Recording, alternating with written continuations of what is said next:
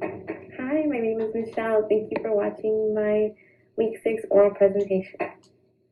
In 1971, Starbucks opened their first store in Seattle, Washington. The concept was simple: to share great coffee with friends and help make the world a little better. In the decades that have followed, Starbucks has expanded to over 30,000 stores globally. The company has woven itself into the very fabric of coffee culture and is seen as a coffee giant, which has paved the way for the rise of locally owned coffee houses and taking America's coffee culture to new heights. With the mission statement to inspire and nurture the human spirit, one person, one cup, and one neighborhood at a time, Starbucks brand has long been regarded as a masterclass in image construction, marketing, and brand management. On April 12, 2018, a video was posted to Twitter showing two African American males being handcuffed in a Philadelphia Starbucks by police officers. In the video, the men remain calm while being handcuffed, and a Caucasian male is shown asking for an explanation from the officers as to why his friends are being arrested. The video instantly went viral, with the accompanying caption stating that the two men had not ordered anything at the time because they were waiting on their friend to arrive for a business meeting.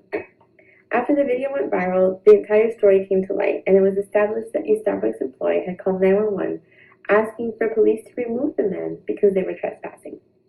The outrage over the video grew as more people viewed it, and because of Starbucks' stance as a self-proclaimed neighborhood gathering place, customers felt that this incident was racially motivated and that the cops were called only as a result of racial profiling.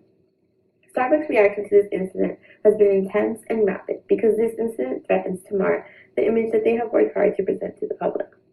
Starbucks CEO Kevin Johnson immediately spoke out and called the incident reprehensible and took full responsibility for the practices and training that led to their manager calling the police.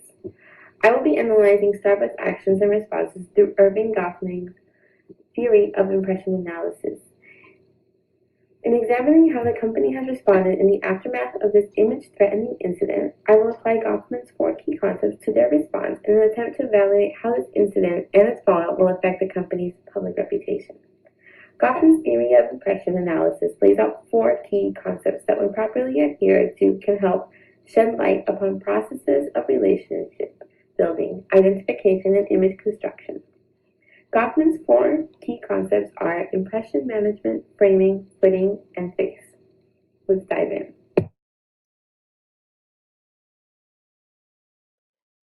The first of these four claims is impression management. Goffman's theory states that impression management is all about using communication deliberately and strategically to create desired impressions. Goffman introduced the concept of front stage versus backstage, where a person or an organization maintains one image to the public by the information they show up front, and the organization maintains some information backstage, such as the technical workings and some less flattering information. This is essentially putting forward your best foot and keeping the unflattering or mundane in the background in an effort to project or preserve a desired image. Up to this point in their public image, Starbucks had maintained a tightly controlled image by keeping their charity programs, their employee education programs, and their company commitment to ethically sourced coffee beans front stage. When the Philadelphia incident occurred, this gave the public an unintended view of the company's backstage practices, showing that their training practices and employee culture was faulty and biased. The second is framing. Framing can be the lens or vantage point the organization uses to send the message, as defined by MacArthur in his book. In this case, Starbucks' lens was the immediate contrition and penitence, which, with the immediate assumption of fault by the CEO of the company, and this immediately set the frame for the conversation surrounding the incident. The third theory is footing. Goffman's theory establishes that footing can include both verbal and nonverbal signals, which represent a participant's attitudes towards the issue. In Starbucks' case, the CEO became the immediate communicator on behalf of his company once the incident came to light, and Starbucks' response has mainly taken place through written statements and press releases, so footing has been cohesive throughout Starbucks' response, with a strong emphasis on self-examination as a company and a vow to do better moving forward. Lastly, there's face. Face is defined as the public image that individuals claim for themselves. Throughout the years, Starbucks has crafted a self-image that is community-driven, charitable, and inclusive. When the Philadelphia incident took place, it showed a crack in the company's public image, and in the aftermath, the message that the company sent out was meant to contribute to the company's public image in an attempt to win back trust and counteract the damage done by their communication crisis in Philadelphia. In the wake of the incident, Starbucks put out several statements outlining how they would be moving forward with a plan to change their training and a company-wide retraining with a singular focus on race and bias. As outlined previously, Starbucks has already taken some steps to repair the damage to their public image through face-saving actions, such as framing the incident as a complete misrepresentation of the company's values and taking full responsibility for the incident and the culture that led to the incident occurring. To continue to cultivate a pristine public image, Starbucks should continue to carry out the steps that they have started taking. But just one day of inclusion training is not going to repair the hit that their image took.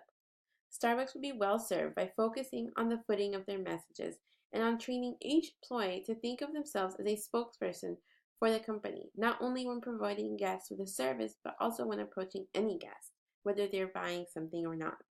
The mission of being a neighborhood gathering place must be one that is upheld throughout each location. The message must remain consistent across the board, from the CEO down to each barista and cashier representing the company.